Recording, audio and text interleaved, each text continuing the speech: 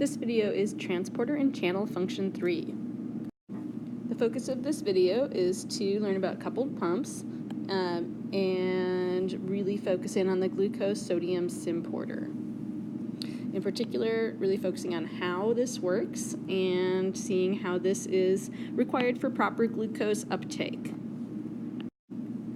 However, as a part of this, you'll also see the importance of a uniporter, not a unicorn, uniporter, and a symporter. So transporters can come of several different varieties. They can be active or passive. And I'm going to tell you about 3 different types of transporters. They vary in terms of how many solutes that they move, and if they move more than one solute, which direction those solutes move with respect to one another. So the first one is a uniport. Una meaning one, port meaning transport or across. And as you can see, there's just one solute that's being transported across the membrane here. It doesn't matter if it's going into the cell or out of the cell, it's called a uniport either way, or uniporter. And basically an example of this is the passive glucose uniport. And we heard about this one in the first video for transport and channel. Here's the second type of transporter. This one is a symport, sim meaning together. And as you can see from this drawing, you've got 2 different solutes. Both are coming into the cell in this case, but basically 2 solutes just need to be transported in the same direction. They could go in or out of the cell. And so these are 2 different solutes. In this case, they're talking about an ion and a different molecule, but it can just be 2 of any sort of molecule or solute being moved inwards.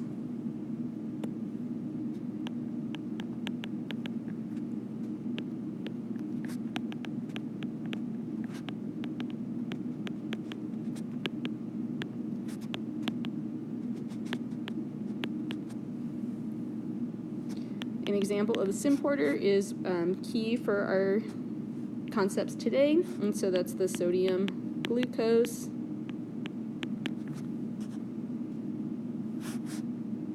symporter. And what we're going to see today is that this uses the sodium gradient to drive glucose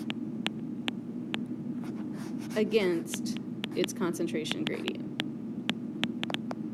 And so much of that is specific to this particular symporter. You don't need all this extra stuff just to be qualified to be a symporter. The third type of transporter shown here is an antiport or antiporter. Anti meaning against, and as you can see from the figure, one solute goes in, one solute goes out.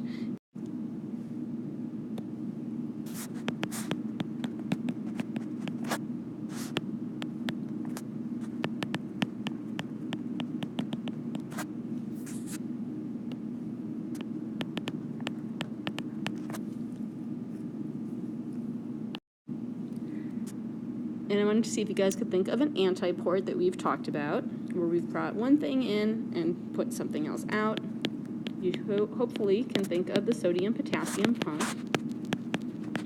And again, that's an antiport because of the direction of the solutes. When we know it's a pump, then that gives us more information, knowing that it is active transporter. And basically, remember that we classified this more specifically as an ATP-driven pump. On this figure, we can also check out coupled transport, so that's referring to the symport and the antiport. These are both types of coupled transport. Notice that this is different than coupled pumps, because pumps are active. And so coupled transport, some of them are coupled pumps. And that's if it uses ATP and or if one solute moves uphill for its concentration gradient, and then the other solute would move downhill. That's a second way for it to be a coupled pump, is instead of using ATP to use the concentration gradient. And so while we're on this, I'll just highlight that here to say that here we could have glucose that at a low concentration moving towards glucose of a high concentration, in which case it's moving against the concentration gradient. And the only way it can do that is because it's also coming in to the cell at the same time with sodium. And in this case, the way that works is because there's lots of sodium outside the cell. Remember, that's the case, again, due to the sodium-potassium pump. And so in that case, basically glucose is kind of hitching a ride with sodium. As sodium moves down its concentration gradient, glucose can move up its concentration gradient. So now I want to look at the glucose-sodium symporter in more detail.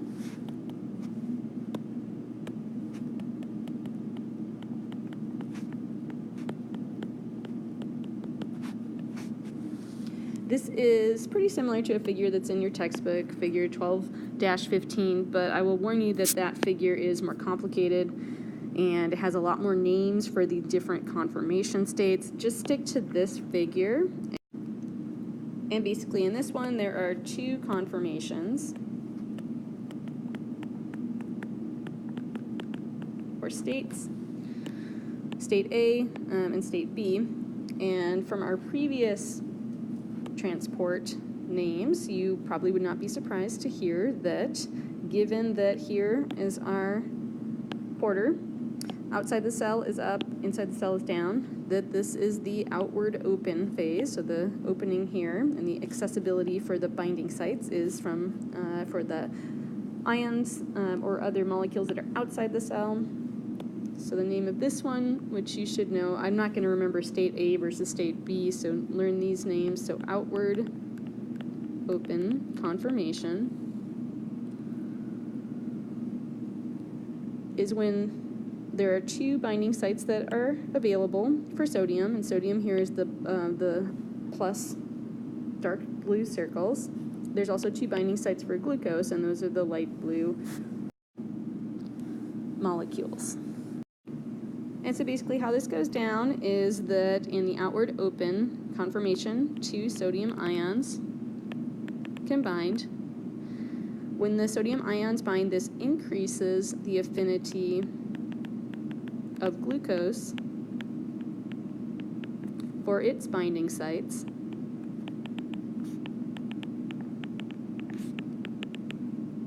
It meaning the glucose, so that's kind of handy. And then the two glucose molecules bind. When this all happens, then the conformation changes.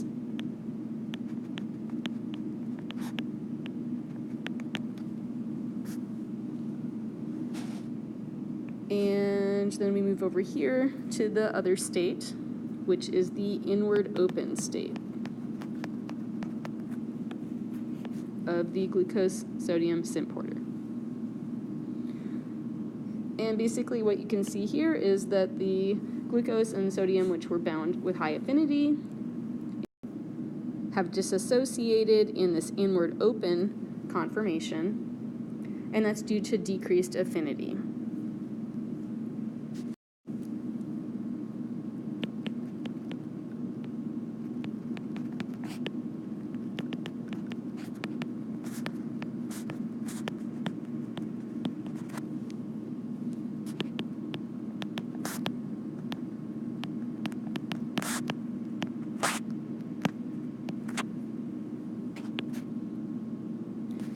And basically, when these two molecules disassociate,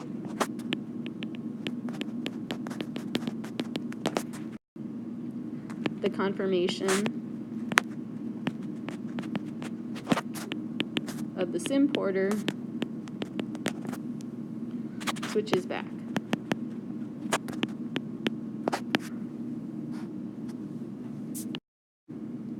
I want to remind you that much of how this works has to do with the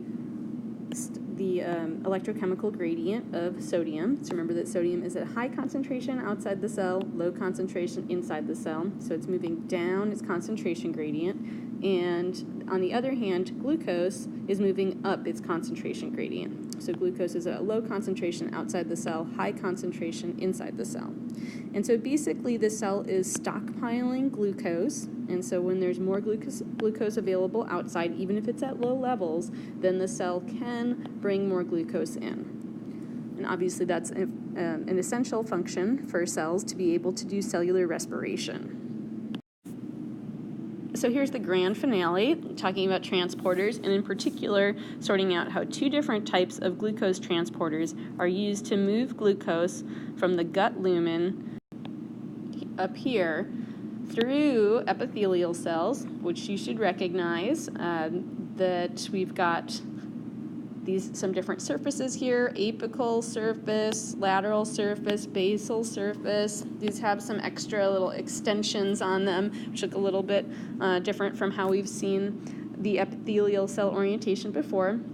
But basically, we're going to move glucose into the epithelial cells and then out to extracellular fluid, which eventually ends up in the bloodstream and gets to target tissues. So this is a key part of animal cell physiology, to move glucose from where the food is digested into the target tissue sites. I'd also like to point out that there's a really nice animation on the website for the textbook. It's movie 12.4. And because this is a complicated process, I want you to focus in on a couple things. So some of the keys to be able to understand this is to keep track of the concentration of the solutes. And essentially we're working with three different locations. So we're working with the gut lumen, we're working with the intestinal epithelial cell, and then we're working with the concentration of the extracellular fluid down here. The second thing to keep track of is which type of transporter is located where across the epithelial cell. So location or localization of the glucose, of the two glucose transporters. And kind of fitting in with that, so how do we end up with membrane proteins that are located on two different sides? So there's going to be one of the glucose transporters is located up here on the apical side. The other one is down here on the basal side. And so if you remember back to when we talked about epithelial cells before, we talked about membrane domains. And so membrane domains, in which case there are different proteins that are localized. So one protein, in this case the glucose symporter, is up at the apical side. That is held in this area and might move around across this membrane, but stay on this apical side due to tight junctions. On the other hand, there is this passive glucose uniporter that's down here on the basal membrane, and so that's going to stay down here due to some other membrane localization.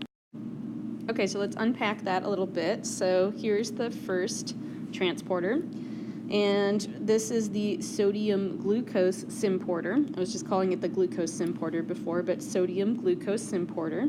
And basically, as you can see over here on the far right, there's low glucose concentration in this example in the lumen, and then there's high glucose concentration in the cell. So typically cells are going to have a high concentration of glucose. And so that means that the cell needs to work to be able to bring more glucose into them. And so the way that it's going to do that is use the concentration gradient of sodium, which sodium's at high concentration outside the cell.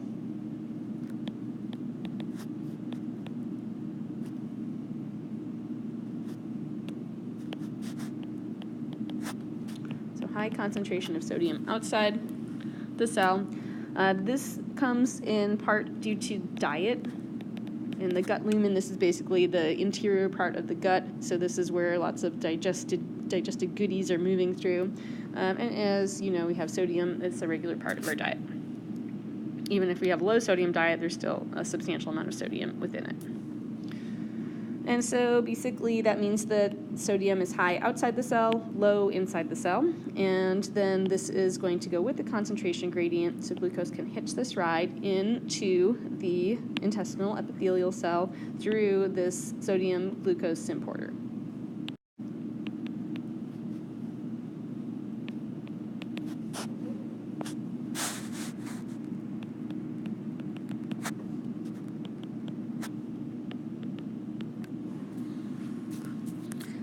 So that's half of the puzzle. That's getting this, the glucose into the intestinal epithelial cell, but we still need to get it to all the other cells in the body. And so basically that means that we are going to now need to move glucose from a high concentration to a lower concentration. And so that's shown over here.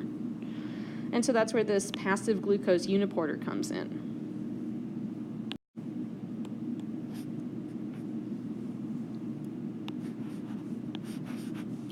And I kind of blocked this out so that I could draw this in. So basically glucose is going to move down its concentration gradient, so from its high concentration to a low concentration of glucose through this passive glucose uniporter. And out here, this is the extracellular fluid. Through processes we're not going to talk about, this eventually gets to the bloodstream, the glucose, I mean, and then to target tissues.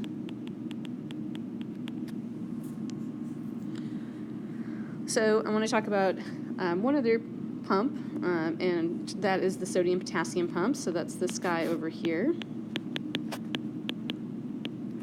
And so that's also located on the basal surface through mechanisms we're not talking a whole lot about.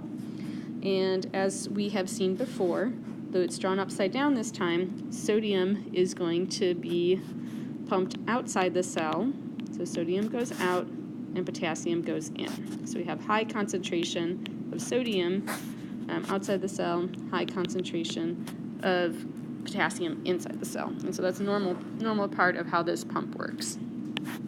And so again, this is important because this is going to keep pulling out the sodium. So as sodium brings in glucose, then we're going to start to end up with more sodium inside the cell.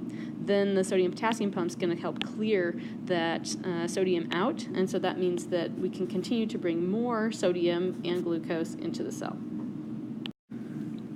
And so to kind of sum up a little bit of this uphill, downhill,